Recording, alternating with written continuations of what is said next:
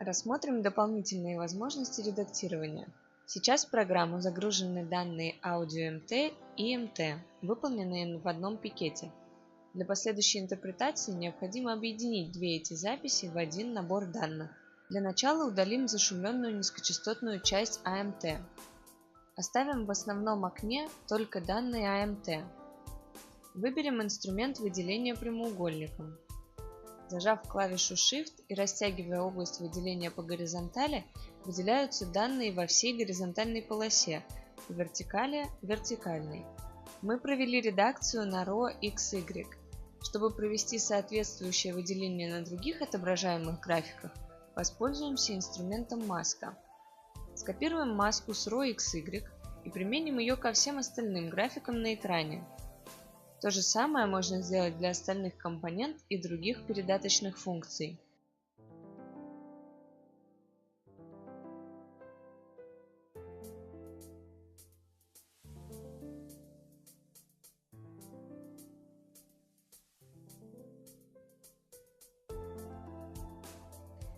Проведем аналогичную процедуру для зашумленной высокочастотной части МТ данных.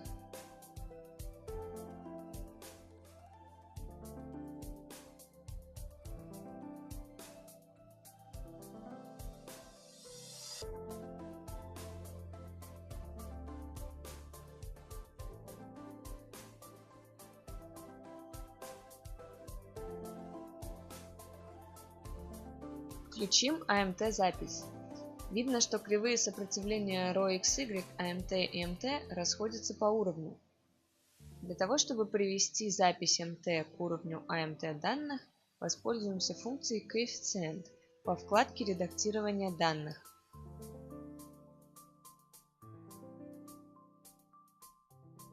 Для этого сначала выделим данные МТ и затем нажмем кнопку «Коэффициент» на панели «Продвинутое редактирование». С помощью мыши сдвинем кривую МТ к уровню АМТ данных и отменим выделение. Перейдем к дополнительным компонентам тензора импеданса. На графике фазы компоненты YY часть кривой сдвинута на 360 градусов.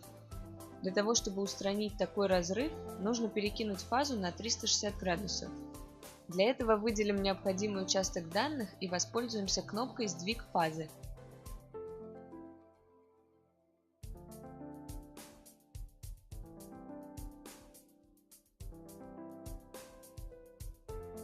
Предварительно выбрав угол 360 градусов. Теперь отменим выделение. При определенных ошибках расстановки аппаратуры фаза может быть инвертирована. Для того, чтобы исправить эти ошибки, в программе существует функция умножить фазу на -1. В нашем случае ошибок нет, то есть в этой функции нет необходимости. При подготовке данных к интерпретации может возникнуть необходимость поворота данных. Для этого существует функция «Угол поворота». После нажатия на кнопку «Угол поворота» необходимо ввести угол поворота вручную или воспользоваться стрелками. Данные на экране будут сразу обновляться. Чтобы применить поворот данных, нужно нажать кнопку поворота. Чтобы отменить поворот – крестик. Значение угла поворота отобразится в секции записи. При повороте редактирование, которое проводилось независимо для отдельных компонентов, будет сброшено. Теперь можно объединить подготовленные данные в один набор. Для этого выделим обе записи, зажав клавишу Shift на клавиатуре, и в меню правой кнопки мыши выберем «Объединить данные».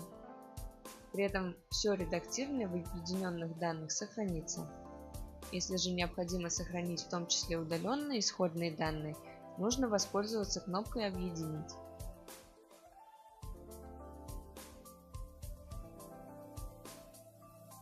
Рассмотрим другие функции на панели «Продвинутое редактирование». Первое – это комбинирование E и H. Зачастую, как представлено в примере, на высоких частотах лучше обработки Local E или Remote E, на низких Local H или Remote H. Чтобы скомбинировать высокочастотную часть из первого типа обработки, а низкочастотную из второго, существует эта функция.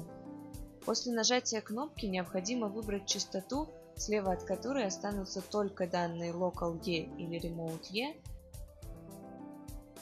справа local H или remote H, в зависимости от того, что выбрано на панели записи.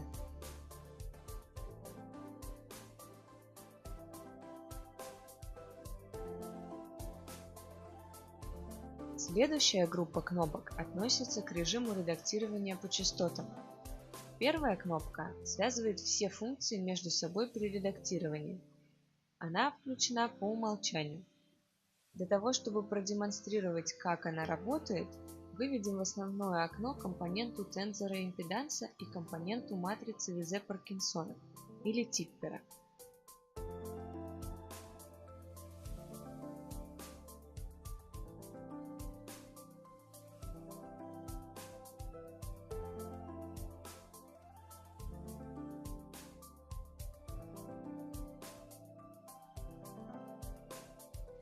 Если нажать кнопку «Выделить все функции», то редактирование по частотам всех компонент тензора импеданса будет происходить независимо от Типпера и других передаточных функций.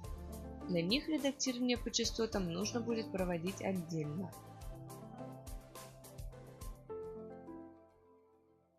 Следующая функция – авторедактирование. Вы, наверное, обратили внимание, что под разверткой частот есть столбики.